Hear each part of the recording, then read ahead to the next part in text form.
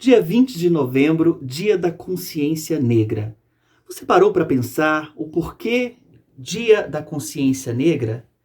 Como esse dia existiu? Estou aqui para falar para você um pouco sobre isso. O dia 20 foi escolhido porque é o dia da morte de um líder quilombola, um líder negro, chamado Zumbi dos Palmares. Este líder liderou o Quilombo dos Palmares, ali na Serra das Barrigas, em Alagoas, durante 15 anos. Ele foi considerado um mártir, um último guerreiro dos quilombolas, que defendeu aí esses quilombos, esse direito dos negros naquela época, por volta de 1600 e pouco, né? Há muitos anos atrás. Zumbi foi decapitado, foi preso pelos brancos, pelos senhores, decapitado. Vale lembrar que os quilombos eram comunidades de negros que tinham vindo da África para o Brasil e estavam em situação de escravidão. E eles fugiam dos seus senhores, eles fugiam daquela situação de humilhação e escravidão e opressão, e iam para matas fechadas viver em comunidades. Matas de difícil acesso. Este Quilombo dos Palmares é considerado um dos maiores quilombos da história, que chegou a ter 30 mil negros ali vivendo e durou cerca de 100 anos escondido, até que descobriram esse quilombo e foram atrás e perseguiram. Houve vários confrontos que aconteceram mortes, e Zumbi foi esse líder, esse mártir. Zumbi tinha a esposa, Dandara, né? E Dandara também foi uma líder, uma guerreira, que também foi mártir, né? Uma mulher negra guerreira martirizada. Os quilombos, que eram essas comunidades de negros que eram africanos, que vieram para o Brasil e viviam escravizados, existiram durante vários anos em vários lugares do país, vários lugares do Brasil. No estado de Goiás, também temos várias comunidades quilombolas. A maior delas são os Calungas, ali na região de Cavalcante, Alto Paraíso. Nós temos outras comunidades quilombolas pelo estado e até mesmo uma comunidade de um quilombo urbano na Serra das Areias, na região de Aparecida de Goiânia.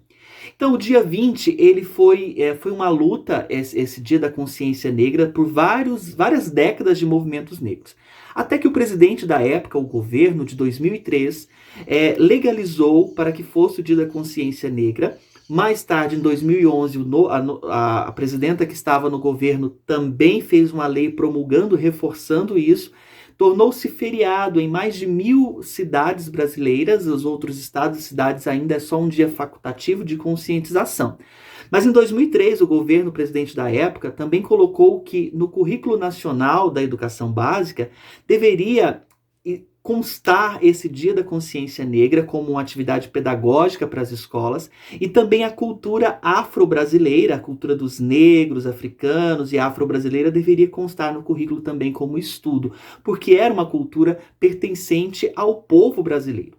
Todos nós, brasileiros, se olharmos, fizermos a nossa árvore genealógica, nós vamos encontrar nos nossos ancestrais negros, que foram descendentes de escravos, índios que viviam no Brasil, e brancos europeus que vieram de Portugal, Espanha, de outros lugares.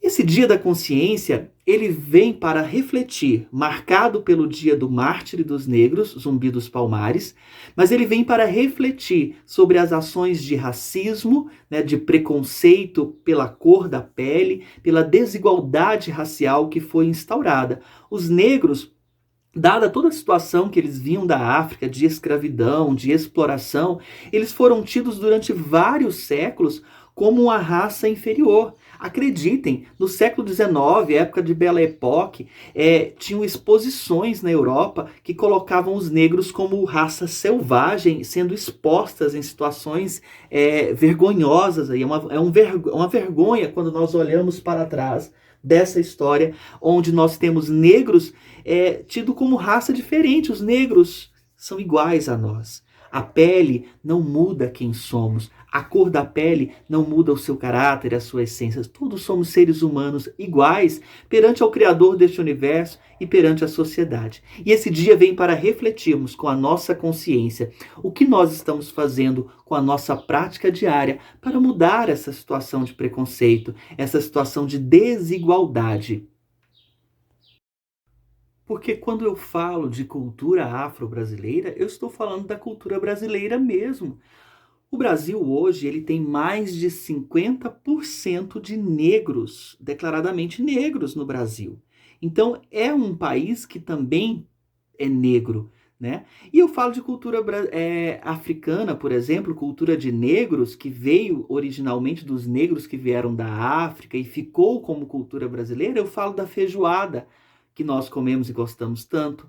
Eu falo do acarajé, né, que foi uma mistura da cultura africana com os brasileiros ali no Salvador, em Salvador.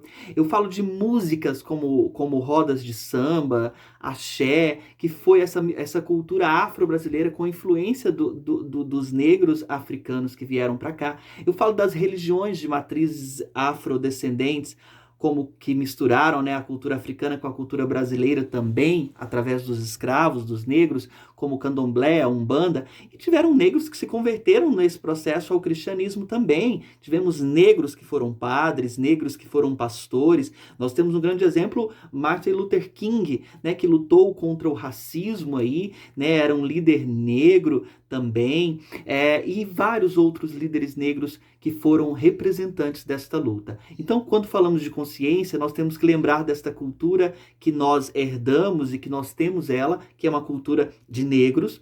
Nós temos que falar de palavras que nós herdamos no nosso vocabulário, que também vieram dos negros, e dos negros que são nossos irmãos, nossos parentes, nossos amigos que convivem conosco e às vezes sofrem preconceito no seu dia a dia nas ruas. E nós precisamos conscientizarmos uns aos outros. E este é o meu papel aqui. Eu quero terminar este vídeo com este símbolo, que é o símbolo de luta, de guerra, de força dessa militância negra. Então, contra o racismo, eu estou com vocês pela igualdade racial.